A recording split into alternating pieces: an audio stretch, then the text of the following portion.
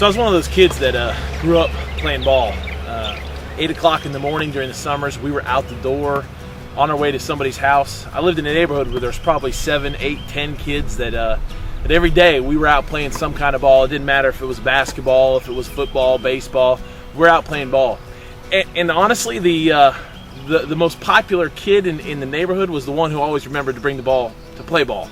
Everybody loved when he came because then the game could get underway. And to be truthful, we had a ball playing ball with that dude's ball. It was a great time. I mean, parents had to come searching for us to find us at the end of the day because we had such a good time playing ball.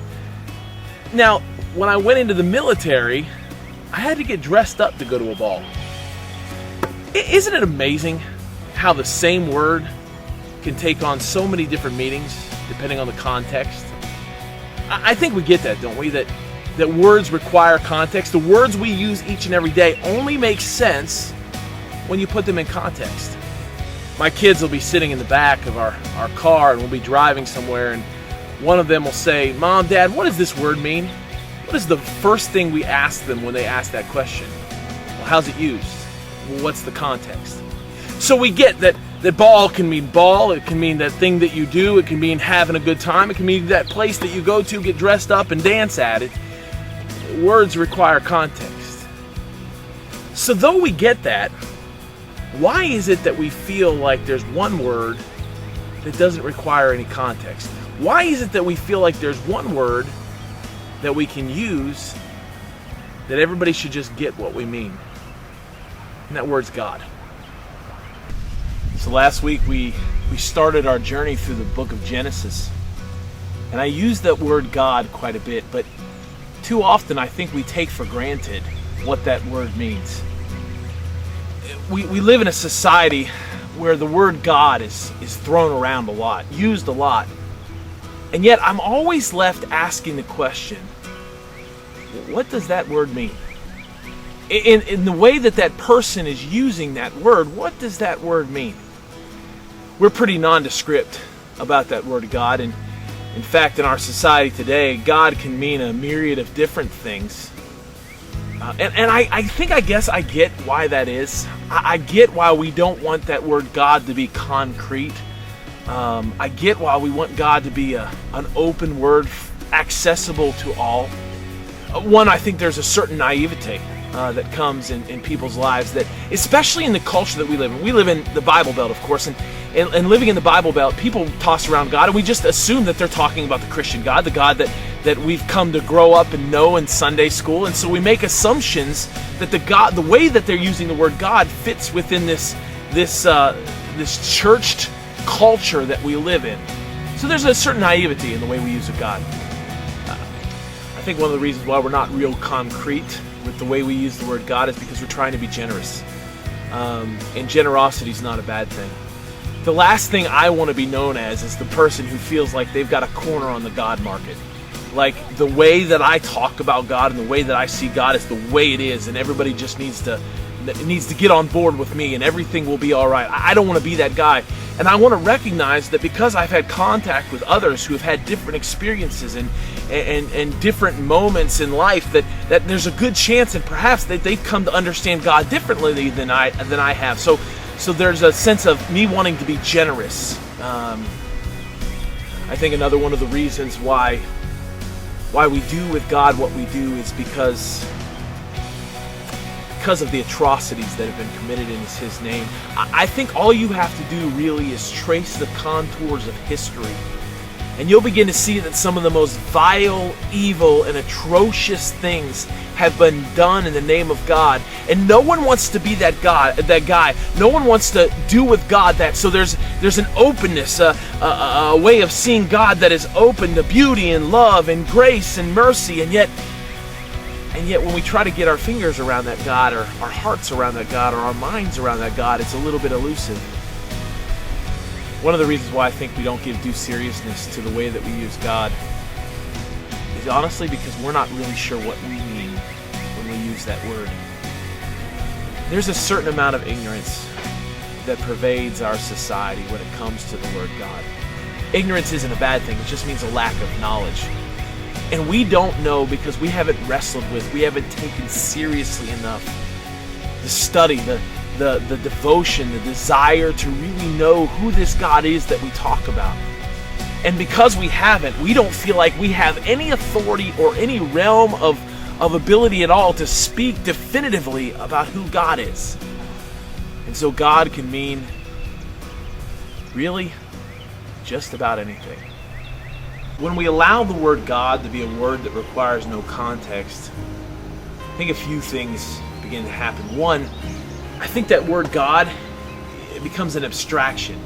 It exists out there somewhere in the realm of ideas or thoughts or opinions, and yet it has very little concrete meaning in our day-to-day life. And I think we surrender that when we don't give that word God a context, like we put it into some sort of framework where that word begins to make sense on a day-to-day basis. And then there's a couple things that I think happen culturally to us. We live in a world right now that has great suspicion of what they call grand narratives, or those big stories that seem to encompass everybody. It's a society and a culture that wants to give validity to everybody's story, so it doesn't want one big story to have claim of authority over everyone else. And so what happens there is a word called relativity, which means how we live is relative to how we see the world. And so the word God can become relative. So the way that I understand God is different from the way that you understand God, and we should respect the fact that we have differences in the way we understand God, but as long as we don't get in each other's way, it shouldn't really be a problem. Which sounds nice and all, but I wonder, at the point that we get to make up and determine what God means to us, at what point don't we start making up God, creating our own gods, possibly even creating God in our own image? But we'll get back to that in a moment.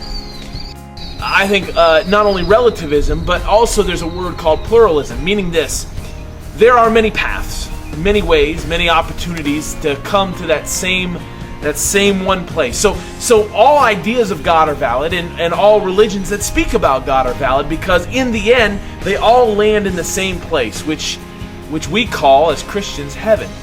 But we forget that even that word heaven is contextual, that it's not the goal of every religion to get to heaven.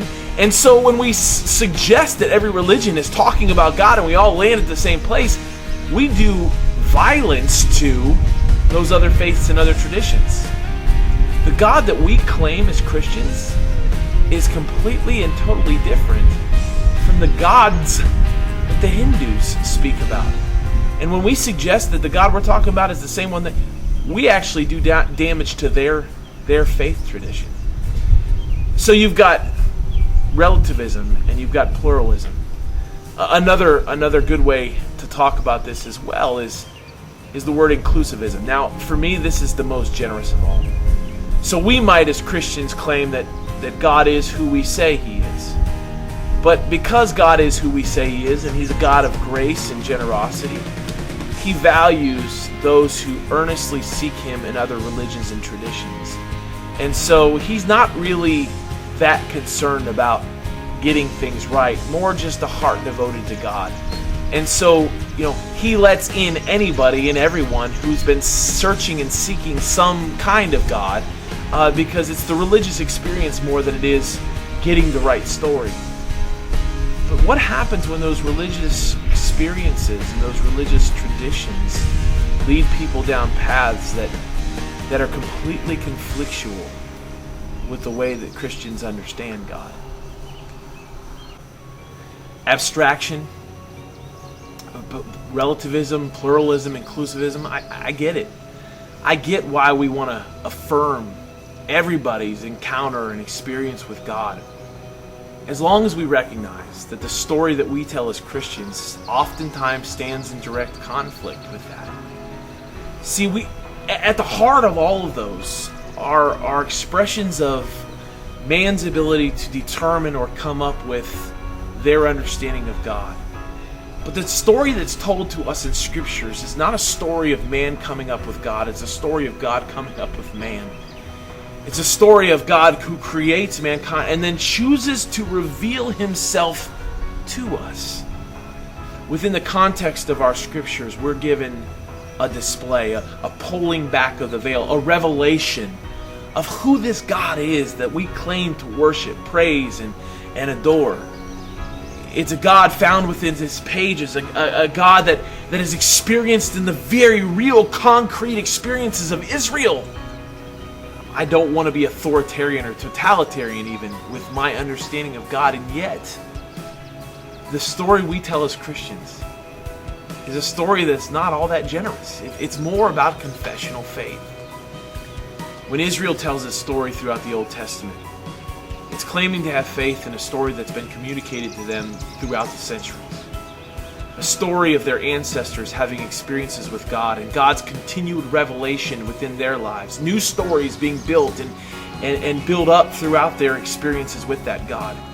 And those stories are communicated on and passed down from generation to generation. And every generation then validates those stories through their own experiences of that God. And those experiences themselves come to have a certain authority in a person's life.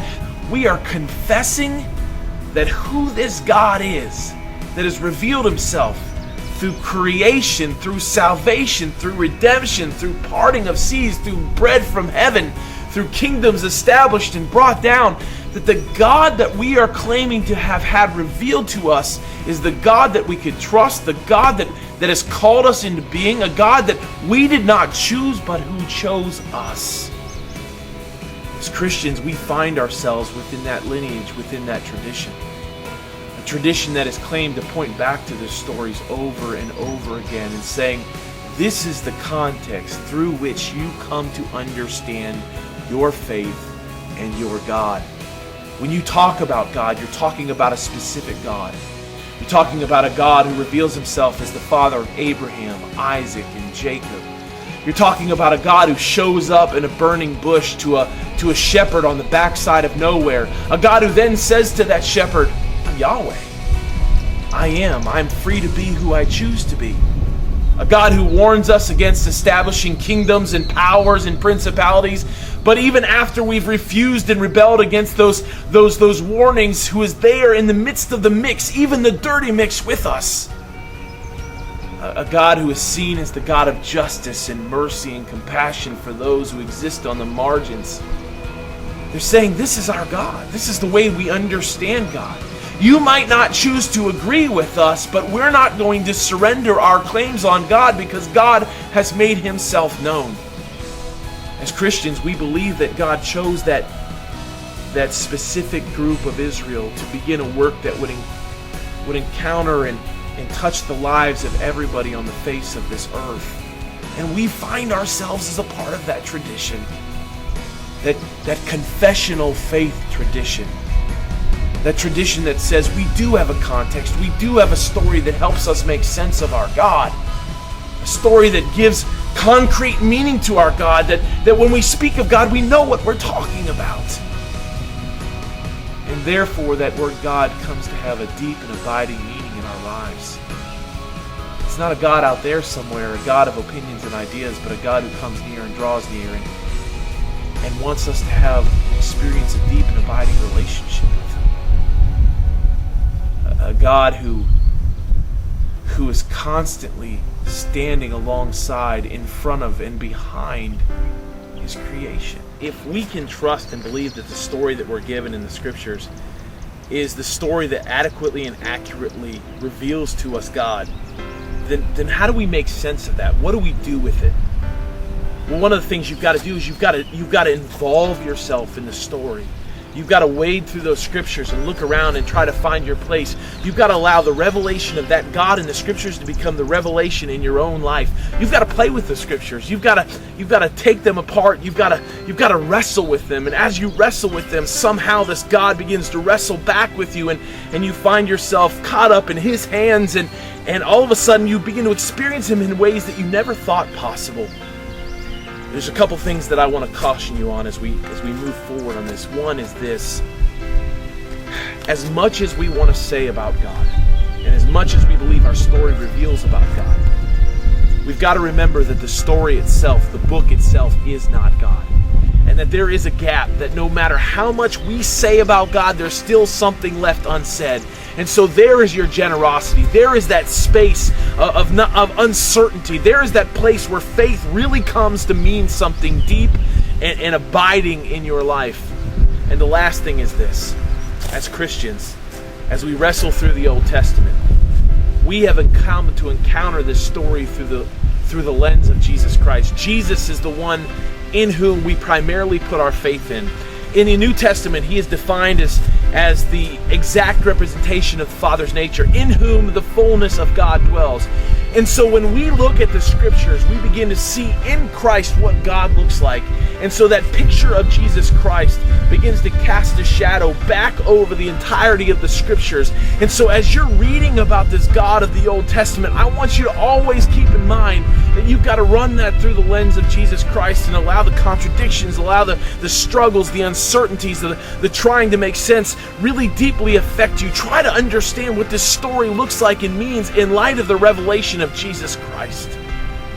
It's our story. It's who we are. It's what we believe. It's the story, the context that gives meaning to the word God as we use it. And until we've invested ourselves in that story, until we've given ourselves to that context, God looms as an abstract idea out there instead of something that daily and deeply means something in our lives.